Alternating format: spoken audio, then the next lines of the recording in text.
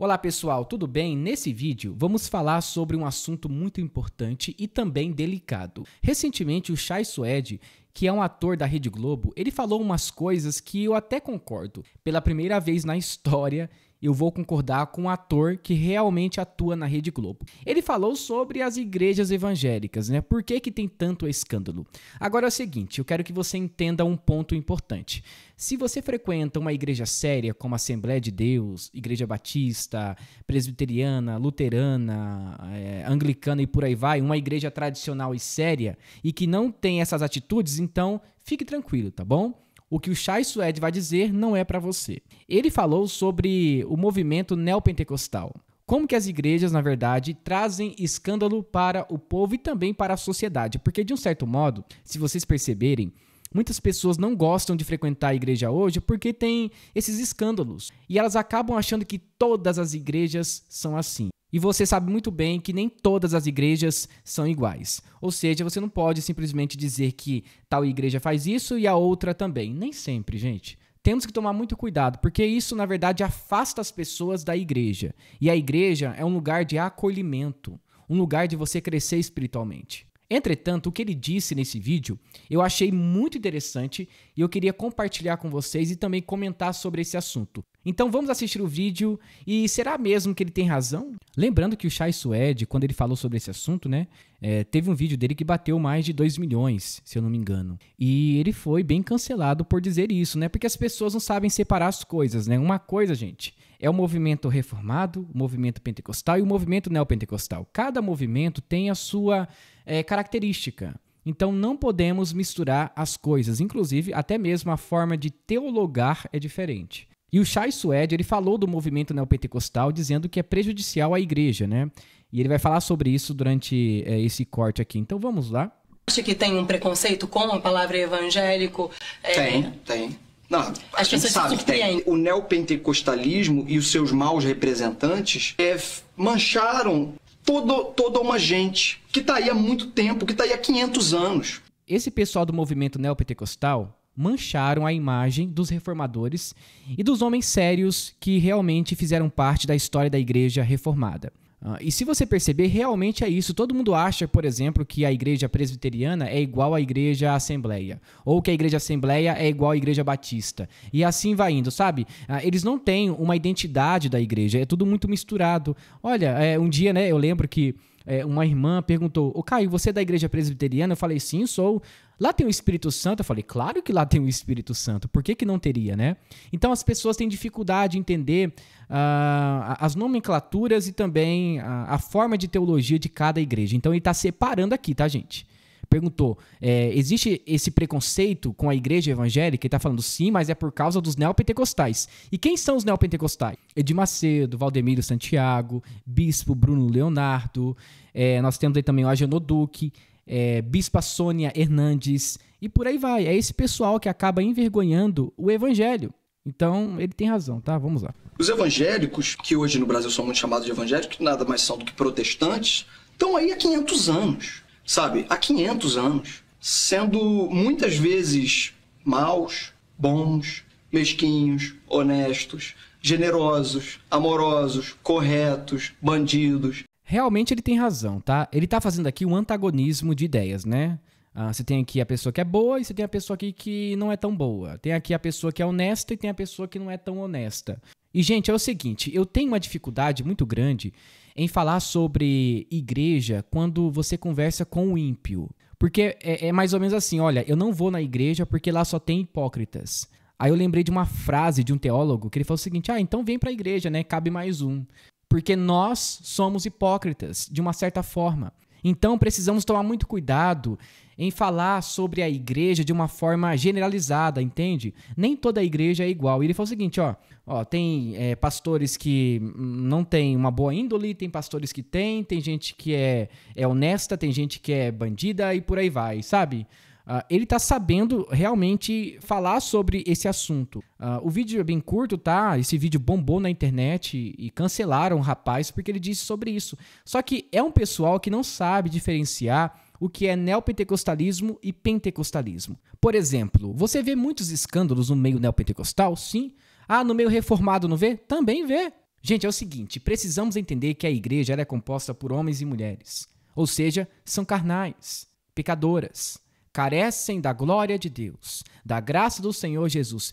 Então, a todo tempo, essas pessoas estão caindo no pecado, elas erram. Agora, qual a diferença do mundo e da igreja? O mundo, quando você erra, amigo, te chuta, tá? A igreja, em muitas vezes, te acolhe, mesmo sabendo que você pecou, que você errou. Lembrando que a igreja não somente ela exorta, mas também ela reconcilia. Se errou, se arrependa e volte novamente à igreja. Então não tem essa ideia de que, olha, todo mundo é igual, né? Não, gente, temos diferenças. Então essa ideia de que toda a igreja é igual, gente, isso não existe, tá?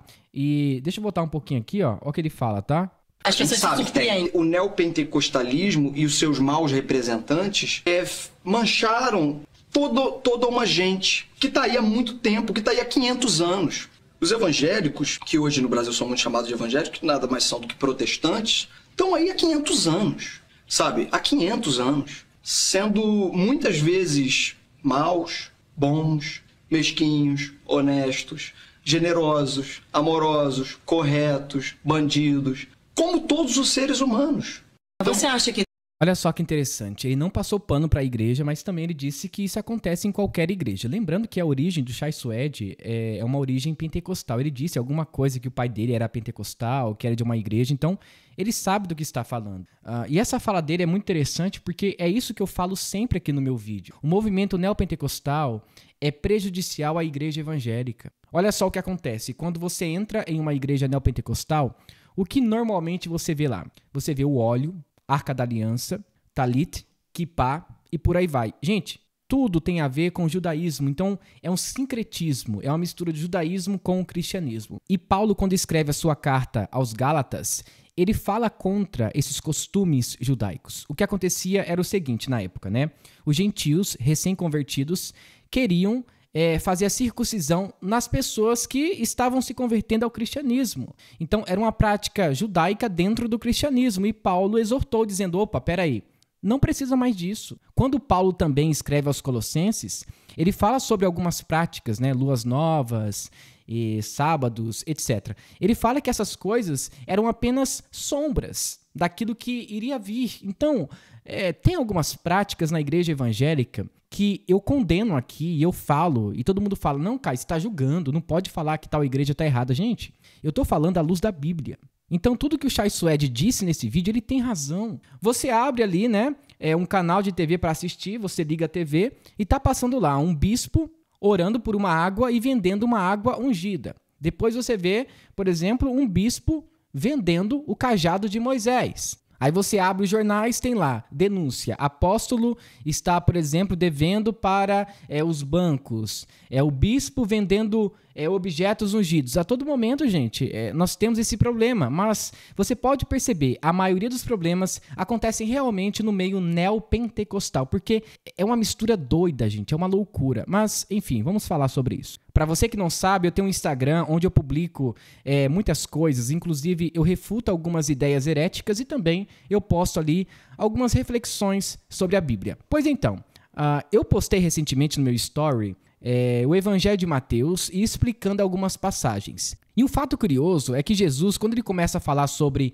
a solicitude da vida, né, as preocupações, ele cita um Deus específico, Mamon. Depois que ele fala sobre a preocupação em ficar correndo atrás de comida, de vestes e tudo mais, ele cita um Deus específico, o Deus do dinheiro. E ali, o interessante é que ele faz uma separação do Deus, que realmente é o Deus bíblico, aquele que supre as nossas necessidades, e Mamon, aquele que simplesmente oferece apenas dinheiro e nada mais do que isso. Aí Jesus faz ali um antagonismo, né? Ele separa a pessoa que busca a Deus e a pessoa que busca as coisas materiais. Mateus 6,33.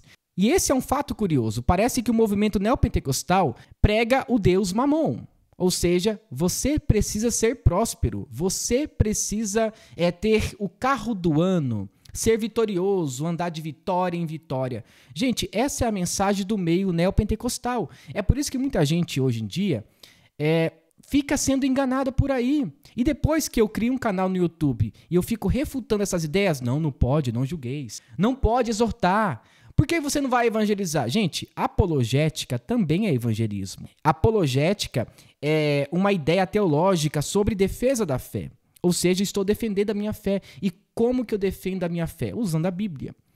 Então o Shai Suede, ele tem razão. O movimento neopentecostal trouxe malefícios para a igreja evangélica. Basta ver a Igreja Universal, a Igreja Mundial do Poder de Deus, tem também a Igreja do Agenor Duque. Então pode ver pessoas caindo no chão, pessoas vendendo objetos ungidos, tudo vem do meio neopentecostal e precisamos tomar muito cuidado com isso. Infelizmente também tem algumas igrejas pentecostais que estão se tornando neopentecostais por causa de algumas práticas. Por exemplo, janeiro profético ou o ano profético, 12 meses para 12 vitórias. Gente, isso daí é coisa do neopentecostalismo. Então precisamos tomar muito cuidado para que a gente não seja um escândalo na igreja evangélica. Então esse foi o nosso vídeo, eu espero que você tenha gostado e se você gostou, não se esqueça, deixe seu like, se inscreva no canal e ative o sininho de notificações. Que Deus te abençoe, em nome de Jesus, amém.